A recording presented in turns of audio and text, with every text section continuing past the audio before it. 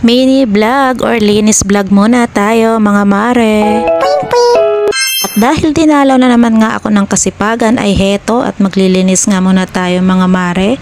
At dahil dyan gamit natin ang Derma vacuum cleaner. Every time ako maglilinis sa mga sulok o mga ilalim na mga cabinet o mesa o ilalim ng kama, eto pala yung ginagamit ko. Tingnan nyo naman yung dulo nyan, matulis kaya kuhang-kuha yung mga nasa ilalim. At pagkatapos ko ang ma-vacuum yung mga ilalim ay pakikita ko sa inyo kung gaano karami yung nakuha nating mga alikabok. Maliit lang naman itong nililinis ko na kwarto namin kaya naman mabilis lang din akong matapos at eto na nga, ayan binuksan na natin at kitang-kita nyo napakaraming alikabok nating nakuha. Kung walis lang or mop ang ating gagamitin, hindi natin makukuha yung mga pinakamaliit na alikabok sa mga sulok ng ating mga bahay. Kahit yung mga buhok o maliliit na mga hibla ay talagang nadadala niya. At lilinisin naman natin etong nakuha nating mga alikabok.